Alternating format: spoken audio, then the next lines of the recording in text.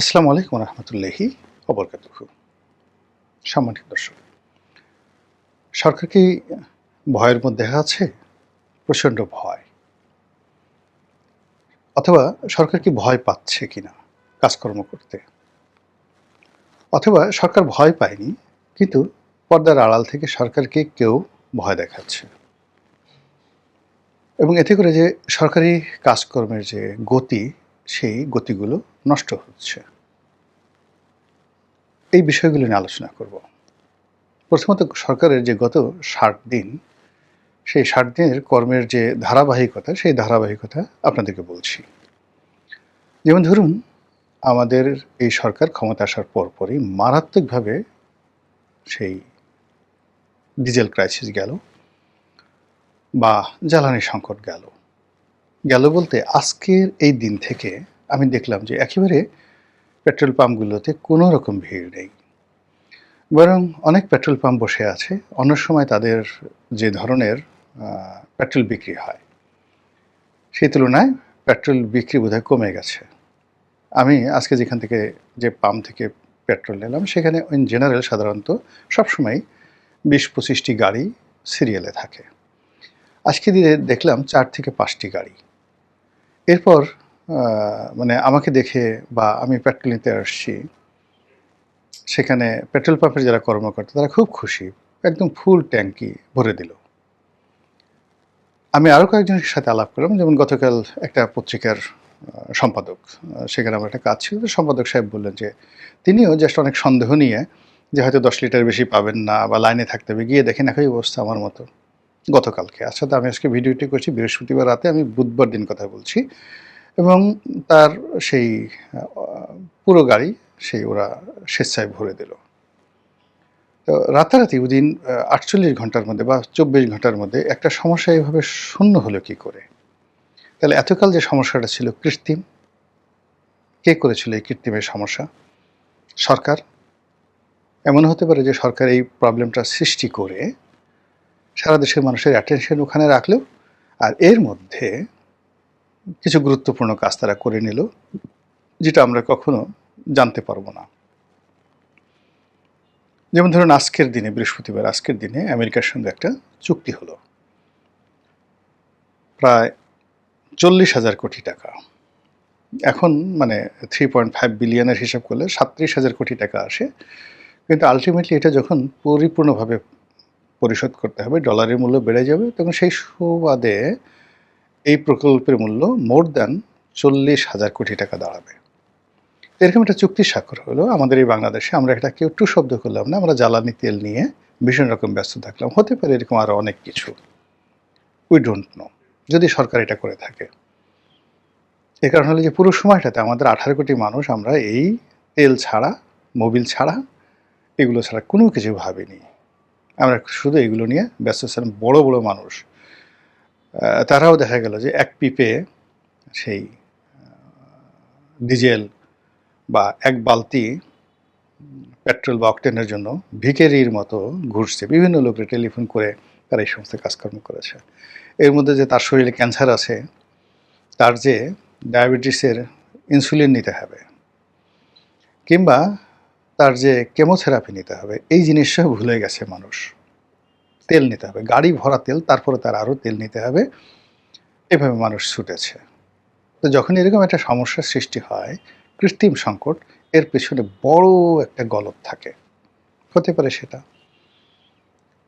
দ্বিতীয় যে বিষয়টি, সেটা হলো যে মুনাফাখোর, একেবারে সিম্পল মুনাফাখোর। আমাদের দেশের পেট্রোলের কনজিউম কত? যদি ২০ টাকা করে পার লিটারে এই সময়টাতে কেউ জমিয়ে থাকে, এবং এই গত ১.৫ মাসে কত লক্ষ নয়, কত কোটি লিটার তেল বিভিন্ন মানুষের হাতে গিয়েছে, এবং এই সুযোগে ২০ টাকা করে তারা লাভ করে ছেড়ে দিয়েছে। কেউ ২০ টাকা, কেউ ১০০ টাকা, কেউ ৫০ টাকা। তাহলে আপনি হিসাব করুন যে প্রতিদিন আমাদের কনজিউম কত কোটি লিটার। কত কোটি লিটার, আমি লিটারে আসছি।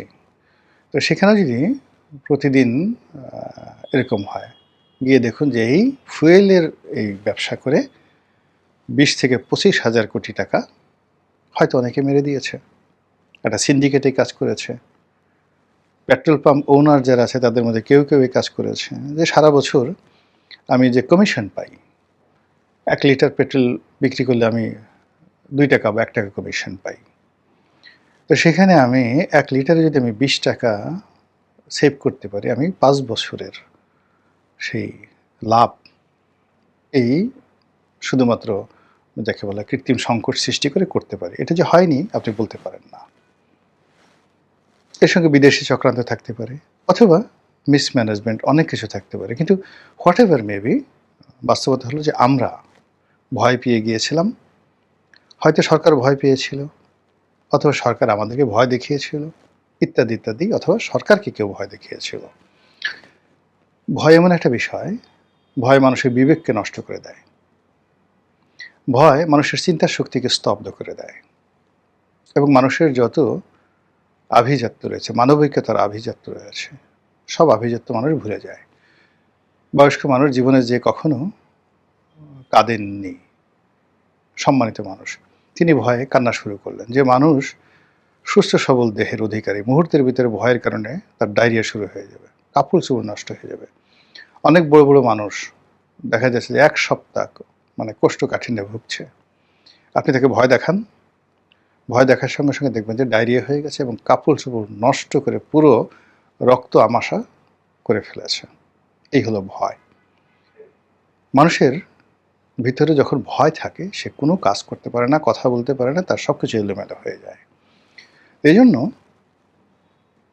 ব্যবসা করতে মানুষের হাতে যেই ইনস্ট্রুমেন্টগুলো রয়েছে, যা দিয়ে খুব দ্রুত টাকা উপার্জন করা যায়, সেটার 1 নম্বর হাতিয়ার হলো ভয় দেখানো। সব জায়গাতে, সারা দুনিয়াতে, এই যে যুদ্ধ বলেন, যা কিছু বলেন, এই যে ভয় দেখিয়ে মানুষের অর্থ লোপাট করা। এই যে এখন যে আমেরিকাতে যুদ্ধ হচ্ছে, আমেরিকা ইরান যুদ্ধ হচ্ছে, ইউক্রেনে যুদ্ধ হচ্ছে, দেখবেন 2-3টে রাষ্ট্র ভয় দেখিয়ে এই সমস্ত পৃথিবী থেকে অর্থ তারা তুলে নিয়ে যাচ্ছে। তো সেই ক্ষেত্রে বর্তমান যে সরকার, নতুন সরকার, তাদেরকে যদি নির্ভীক থাকতে হয়, তাহলে কতগুলো কাজ তাদেরকে করতে হবে। কিন্তু কোনো কারণে যদি তারা ভয় পেয়ে যায়, বা তাদেরকে কেউ ভয় দেখানোর সুযোগ পায়, তাহলে আর যাই হোক না কেন এই সরকার সাস্টেইন করবে না। কোনো অবস্থাতেই এই সরকার টিকবে না যদি তারা ভয় পেয়ে যায়। 2 নম্বর হলো যে তাকে যদি কেউ ভয় দেখানোর সাহস পায়, সুযোগ পায়, তাহলে এই সরকারের যারা কর্তা ব্যক্তি কখনো তারা সম্মানও পাবেন না, মর্যাদাও পাবেন না, স্থির হয়ে দাঁড়াতে পারবেন না। যেখানে যাবেন তারা অপমানিত হবেন, লাঞ্ছিত হবেন, লোকজন তাদেরকে নিয়ে ট্রল করবে। এবং যেভাবে ধরুন একটা বাঘ, তার দাঁত নেই, তার নখ নেই, এবং সে তার থাবায় অতটা জোর নেই। আপনারা তো জানেন যে বাঘের যে সামনের দুটো মানে পা, যেটাকে থাবা বলা হয়, এটা এতটা শক্তিশালী যে ওর নখ হলো প্রথম শক্তিশালী, দাঁত দ্বিতীয় শক্তিশালী, আর তৃতীয় হলো তার এই থাবা। সে থাবা দিয়ে যদি আপনাকে একটা থাপ্পড় মারে, মুহূর্তের মধ্যে আপনি মরে যাবেন, 1 সেকেন্ডের মধ্যে আপনি মরে যাবেন, আপনি বাঁচবেন না। তো সেই থাবা, তো দেখা গেল বাঘের দাঁত এবং নখ নেই, কিন্তু থাবার জোর আছে, সেটা আপনার জন্য ডেঞ্জারাস, ভীষণ রকম ডেঞ্জারাস। তো এরকম একটা বাঘ আপনার কাছে এনে দিল, সেই বাপুরাম সাপুড়ের মতো, যে বাপুরাম সাপুড়ে, কোথায় যাস বাপুরে, আই বাবা রেখে যা 2টো সাপ রেখে যা, আই বাবা দেখে যা 2টো সাপ রেখে যা। যে সাপের চোখ নাই, নাক নাই, কান নাই, কিছুই নাই, মানে কেউ ফোসফাস কিচ্ছু করে না, আমি ইচ্ছা মতো তাকে মারতেছি। একটা সরকার যদি এরকম ভয় পেয়ে যায়, তাহলে সেরকম সে নখ, দাঁত এবং থাবাবিহীন একটা রয়্যাল বেঙ্গল টাইগারে পরিণত হয়। আর মানুষ ইচ্ছা মতো তার বিভিন্ন, সে কেউ লেজ ধরে টান দিল, কেউ তার অন্ডকোষ ধরে টান দিল, কেউ তার লজ্জাস্থান ধরে টান দিল, কেউ তার সেই পশ্চাৎ দেশের মধ্যে কাঁচামরিচ ঢুকিয়ে দিল, বা করে বাবা গো, ওরে মা গো বলে চিৎকার শুরু করলো।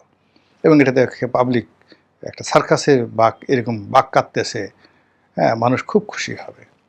সেভাবে সাম্রাজ্যবাদের শক্তি তারা সবসময় করে কি দুর্বল এবং অনুগত সরকার চায়, যারা সারাক্ষণ ভিতর সন্ত্রস্ত থাকবে, এর পা ধরবে, ওর পা ধরবে, সারাক্ষণ অপমানিত হবে, লজ্জিত হবে, লাঞ্ছিত হবে, কিন্তু ক্ষমতা ছাড়বে না। আর এই কাজটি কেবলমাত্র করা সম্ভব ভয় দেখিয়ে। দ্বিতীয়ত হলো যে এই যে আগে বললাম যে ভয় দেখানোর ফলে মানুষের ব্যক্তিত্ব নষ্ট হয়ে যায়, বুদ্ধি নাশ হয়, তার ভিতরে যে শাখসিয়ত রয়েছে সেটা নষ্ট হয়ে যায়, মেরুদণ্ড বলতে যা আছে সেটাও নষ্ট হয়ে যায়। ফলে কি হলো, এ সমস্ত মানুষের প্রতি মানুষের কোনো শ্রদ্ধাবোধ থাকে না। ফলে এই রাজা, এই বাদশাহ, মন্ত্রী, মিনিস্টার, প্রধানমন্ত্রী এই ধরনের যারা ভয় পেয়ে যান, তাদের গলায় রশি দিয়ে যখন বিদেশি প্রভুরা টানাটানি করে, তখন তাদের পক্ষে বাংলার জমিনে একজন লোক একটা উহ শব্দ করে না, চু শব্দ করে না। ছোট্ট একটা উদাহরণ দেই। একজন ইংরেজ লেখক লিখেছেন, তার নামটা আমার মনে নেই। নবাব সিরাজদৌল্লাকে যখন মুর্শিদাবাদের রাস্তায় ঘোরানো হচ্ছিল, কি একটা নির্মম যুদ্ধ! চিন্তা করেন, বাংলা, বিহার, উড়িষ্যার, মানে বাংলা বলতে এখন বাংলা, পশ্চিমবঙ্গ, পূর্ববঙ্গ, পশ্চিমবঙ্গ, তার সঙ্গে পুরো বিহার, তার সঙ্গে উড়িষ্যা। এটার সম্রাট 1757 সালের সম্রাট, রাজা, মহারাজাধিরাজ। তার রিজার্ভ সৈন্য সংখ্যা তখন প্রায় 1.5 লাখ, এবং তার যে ট্রেজারি, অর্থাৎ বাংলার যে তখন ট্রেজারি, তখন পাক ভারত উপমহাদেশের মধ্যে অলমোস্ট 35% রেভিনিউ জেনারেট হতো এই বাংলা থেকে, বাংলা, বিহার, উড়িষ্যা থেকে। নবাব মুর্শিদ কুলি খান, তারপরে নবাব সুজাউদ্দৌলা, সরফরাজ আলী খান এবং আলিবর্দী খান, এই পুরো সময়টাতে বাংলার ট্রেজারি এমন হতো যে এখান থেকে রেভিনিউ না গেলে দিল্লির সিংহাসন চলতো না, এবং দিল্লির মানে যারা রাজা বাদশাহ ছিলেন ওই মুহূর্তে, বারবার পরিবর্তন হতো মোগল সম্রাটরা, তারা সবাই হা করে বাংলার দিকে তাকিয়ে থাকতেন। এবং বাংলার যিনি নবাব ছিলেন তিনি সকলের নবাব ছিলেন, নবাবুল মুলক। তো সেই যে নবাব সিরাজউদ্দৌলা, তিনি যখন এলেন 7 ফুট উচ্চতা ছিলেন। তো ইংরেজরা তাকে বারবার ভয় দেখিয়েছে, তার সেনাপতিরা তাকে ভয় দেখিয়েছে, সবাই তাকে কেবল ভয় দেখিয়েছে। আশ্রয় নেওয়ার মতো তার 2 জন লোক ছিল। একজনের নাম গোলাম হোসেন, যে তার কৃতদাস বা দাস ছিল, তিনি সব কিছুর জন্য সেই গোলাম হোসেনের উপর নির্ভর করতেন, ধরেন তার ব্যক্তিগত পিয়ন বা আড্ডারি।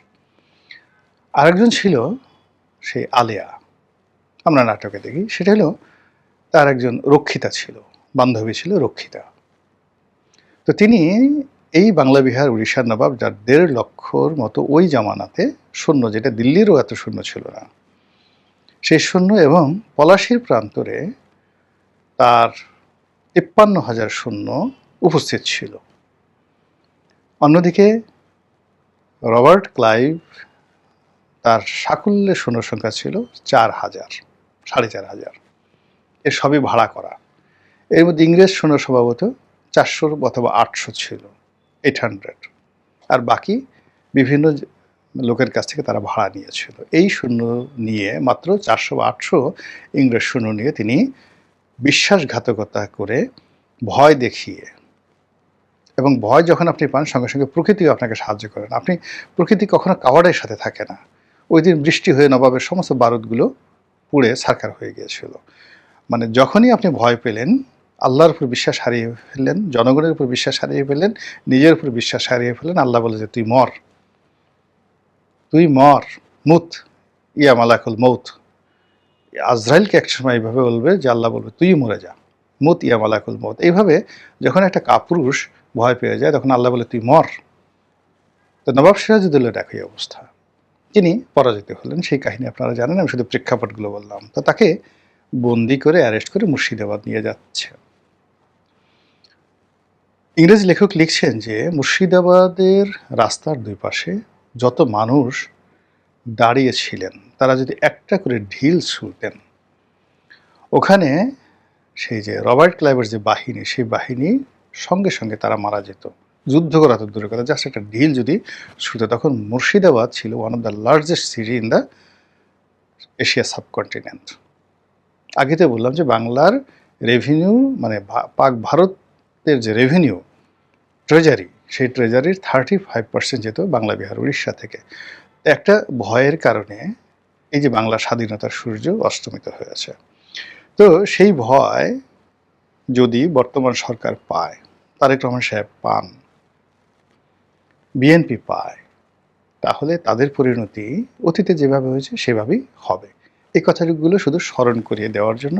এখন সেই ভয় থেকে কীভাবে বের হবে, ভয়কে কীভাবে জয় করবে, এটা বিএনপিতে অনেক জ্ঞানীগুণী আছেন, তারা জানেন। শুধুমাত্র এই যে আলোচনাগুলো, যেগুলো কেউ হয়তো করবে না, সেই আলোচনাগুলো করছে। এখন তারা কি ভয় পেয়েছে বা ভয় পেল কিনা, এটা যে কেবলমাত্র একটা প্রিকশন, নট লাইক দ্যাট, এটার কিছু সিমটম আমরা দেখতে পাচ্ছি।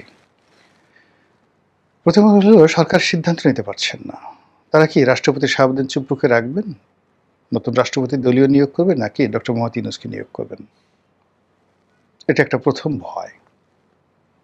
দ্বিতীয় ভয়, তারা কি জুলাই সনদ যেভাবে কথাবার্তা হয়েছিল স্বাক্ষর করবেন, নাকি ডিলে করবেন? তারা হাও বলতে পারছেন না, নাও বলতে পারছেন না। তারা কি জামাতের সঙ্গে ঠিক বিরোধী দলদের সঙ্গে যেভাবে আচরণ করে ওইভাবে করবে, নাকি জামাতকে তোয়াজ তদবির করে একটা জাতীয় সরকারের মতন করে তারা হাত বুলিয়ে একটা সময় পার করবেন? সিদ্ধান্ত নিতে পারছেন না। তারা কি ভারতের বন্ধু হবেন, না চীনের বন্ধু হবেন, নাকি শেখ হাসিনার মতো দুই পক্ষ কি একত্রে রাখার চেষ্টা করবেন? সিদ্ধান্ত নিতে পারছেন না। তাদের জন্য সবচেয়ে এই মুহূর্তে দরকার ছিল সাহসী হওয়া মার্কিন যুক্তরাষ্ট্রের চুক্তির বিষয়ে। এই একটা চুক্তি তাদেরকে মোটামুটি আগামীতে নাকে দড়ি দিয়ে ঘোরানোর মতো, মানে এই চুক্তিটা বাস্তবায়ন তারা করেছে, এবং এই চুক্তিটি ডক্টর মোহাম্মদ ইউনূস 9 তারিখে স্বাক্ষর করেছে, এবং তারা বলেছে যে এই চুক্তি স্বাক্ষরের বিষয়ে তারা বড় দুটো দলের সঙ্গে, জামাত এবং বিএনপির সঙ্গে আলোচনা করেছে। যেহেতু জামাত বিরোধী দল, সেখানে কোনো সমস্যা নেই, কিন্তু সরকারি দল হিসেবে বিএনপি এটা বাস্তবায়ন করেছে, এবং তাদেরকে এই চুক্তির দায় দায়িত্ব 100% নিতে হবে। ফলে যেভাবে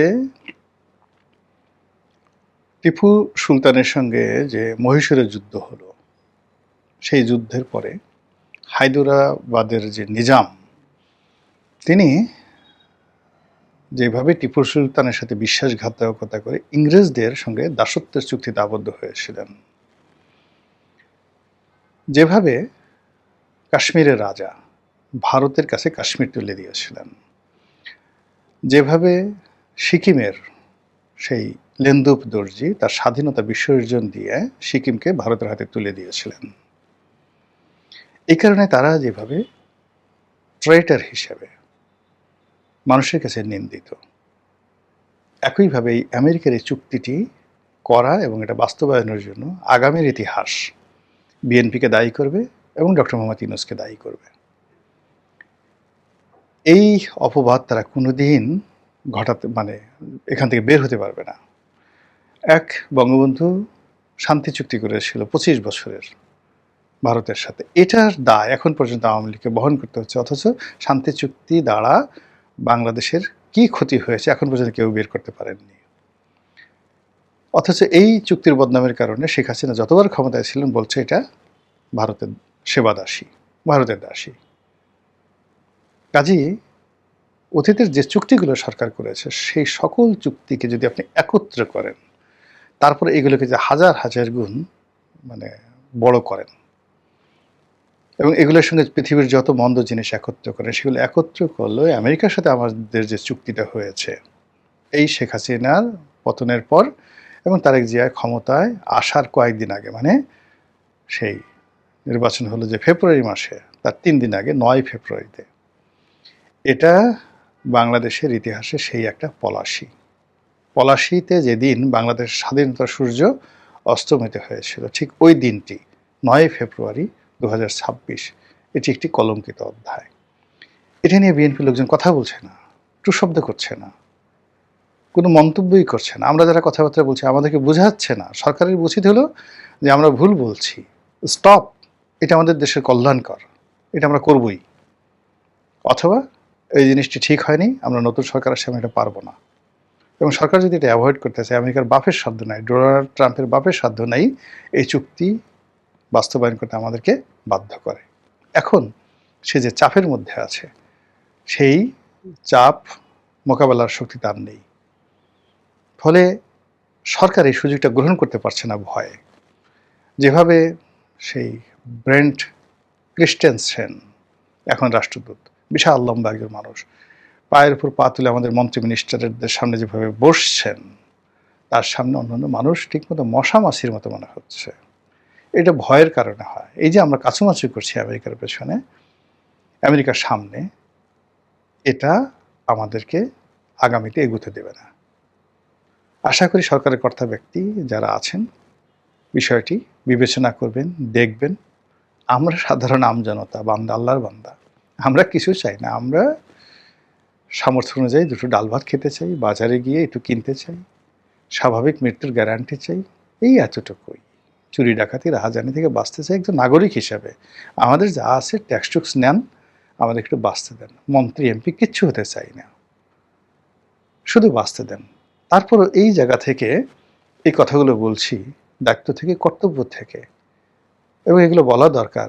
আল্লাহ যে আমাকে হিকমা দিয়েছেন, জ্ঞান দিয়েছেন, তার শুকরিয়া আদায় করার জন্য কথাগুলো বলছি। আদারওয়াইজ এই সমাজে সুন্দরভাবে চোখ বুজে আরামে বসবাস করার মতো আল্লাহ রাব্বুল আলামিন সকল নিয়ামতই আমাকে অন্তত দিয়েছেন। তারপরে বলছি, আল্লাহ আমাদের সবাইকে হেদায়েত দান করুন, হেফাজত করুন। আসসালামু আলাইকুম ওয়া রাহমাতুল্লাহি ওয়া বারাকাতুহু।